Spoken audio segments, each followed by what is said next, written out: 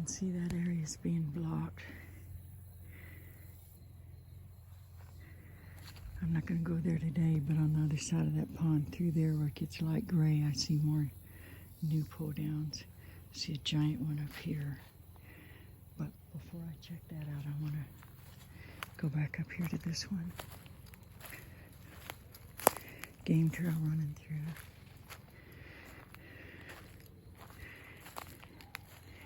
You're looking for little tangled areas, and you want to check and see. Excuse me, if those branches been placed or woven, pulled down, and manipulated to create blinds.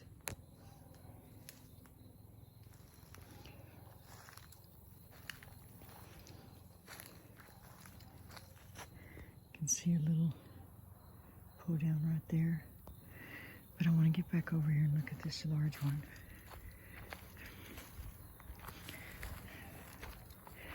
Pull downs can be any size from an inch. There's another little bow. Call those bows. Sometimes the end will be stuck into the ground. There's a whole little series of bows right here. In this one little section. They might be stuck into the ground. They might have a log laying over the top of them.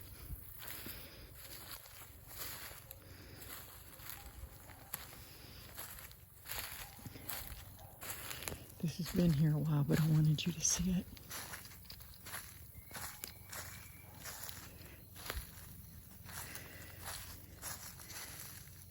Giant pull down. They can be huge as trees, a couple to several feet around.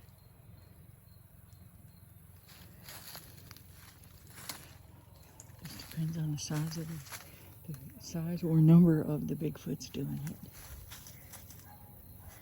People will try to tell you that they always lead to a water source. That's just not true. They have a variety of reasons.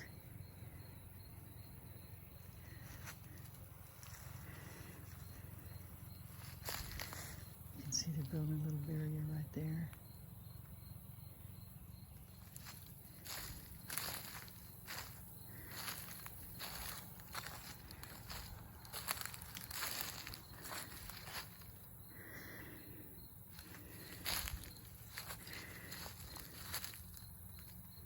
All of this is being turned into one giant blind.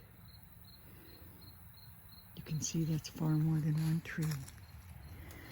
There's a little pond back over there in wet weather. And the game will run down this clear spot, this clear trail. And so these blinds on either side make a perfect hiding spot to ambush.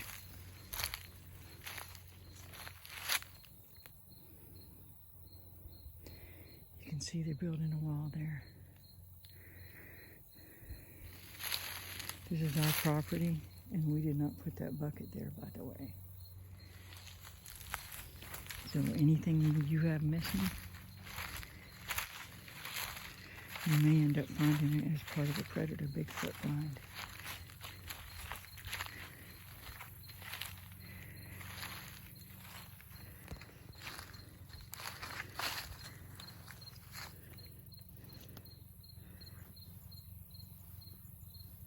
That's the first little runoff pond, but it's dry right now.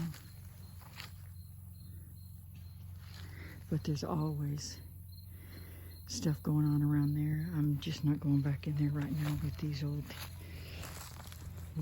tennis shoes on. I can't bring myself to part with them. I love them. So you can see that blind. There's a trail running to the left. There's a trail running to the right, and they're sitting right there at the V.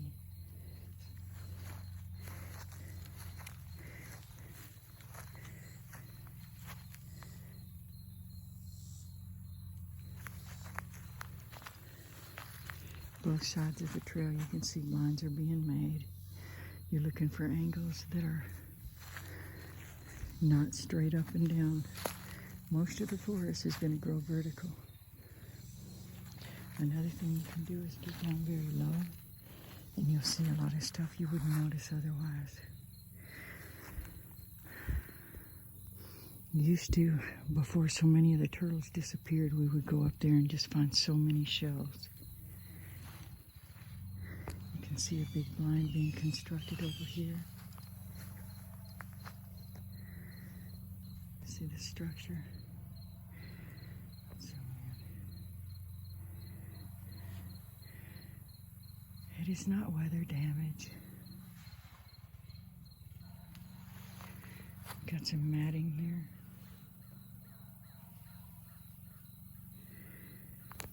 This property used to be full of hogs and deer. Over here, like I was saying.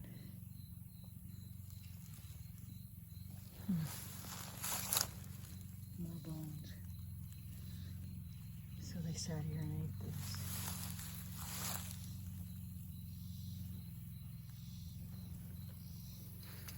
And see how, do you see how everything is made so that the prey is going to choose the path of least resistance? It's going to come through here because it's easier. And you see how this is being blocked here? They're creating a chute or a funnel. If you've read our book, Predator Bigfoot and their Spiritual Warrior's Path, they want the prey coming and going through there. And this is why. But I do not smell that. That's not what I smell stinking. I don't even smell anything on that anymore.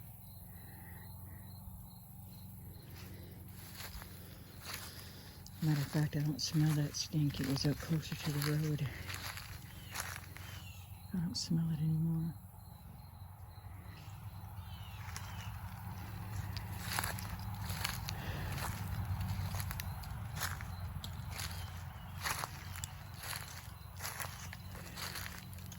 I would walk very quietly. When we're out tracking on our own, we don't worry about talking.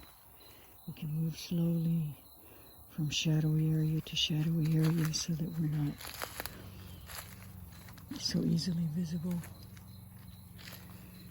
But right now is one of the worst times to be out tracking as far as they get more active at dusk.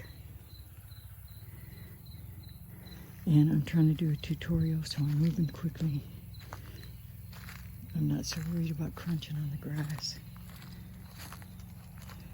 I just want to show you as much as I can while I'm out here.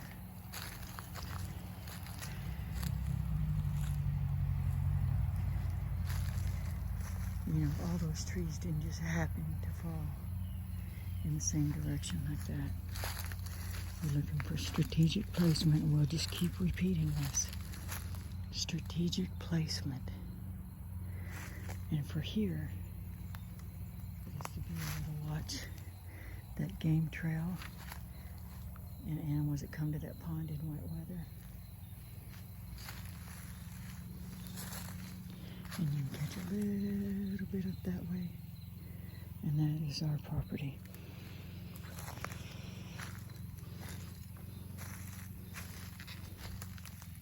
I mean, that's where we could be watched.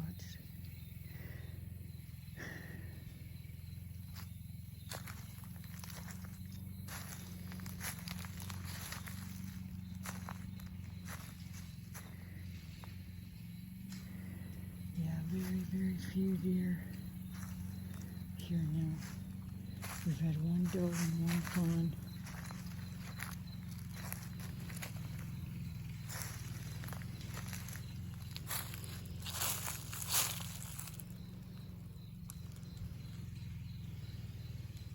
And there used to be so much. Seeing one squirrel. You know, they'll just leave one or two of each kind, hoping you don't notice that all your wildlife is gone.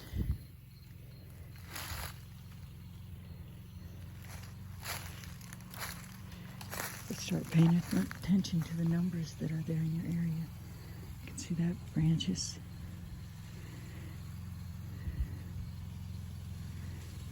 Pull I may have already covered some of these in the earlier videos, but from the other side.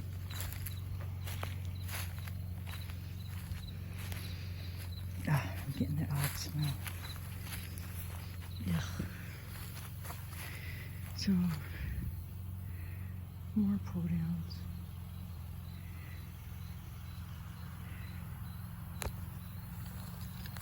More blocking the trail so that the trail doesn't, so that the prey doesn't come through here.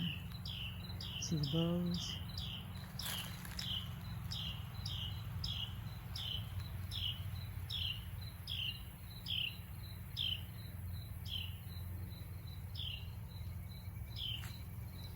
Listen to the birds, make sure they're really birds and not just predator Bigfoot signaling.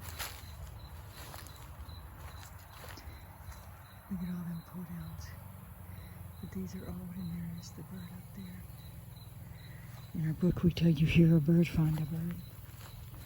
And that means see if you can lay your eyes on it. Because predator Bigfoots mimic everything. You take a beatboxer and a ventriloquist and and give them a double set of lungs. The size of an elephant and capacity of an elephant. And you've got a predator Bigfoot's vocal capabilities. But they're mimicking. They're not speaking a language when you hear them. And it sounds like gibberish. Because it's gibberish. More blinds. Look at all the pullovers. Bowing. Pullovers, pull downs. One big barricade here.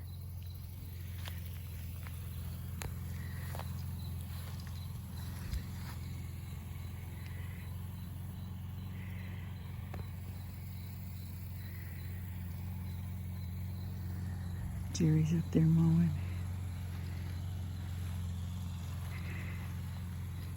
He's supposed to be resting his leg, but he's excited for the trackers to come in. And so he said I could come out here and track while he's up there mowing. That it would be a good time. And that way we can kind of keep an eye on each other for him too.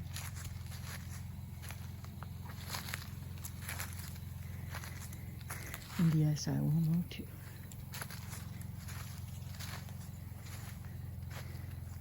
So a lot of these blinds and structures and pull downs started coming in when he put up that yellow stickball pole. There's that smell again.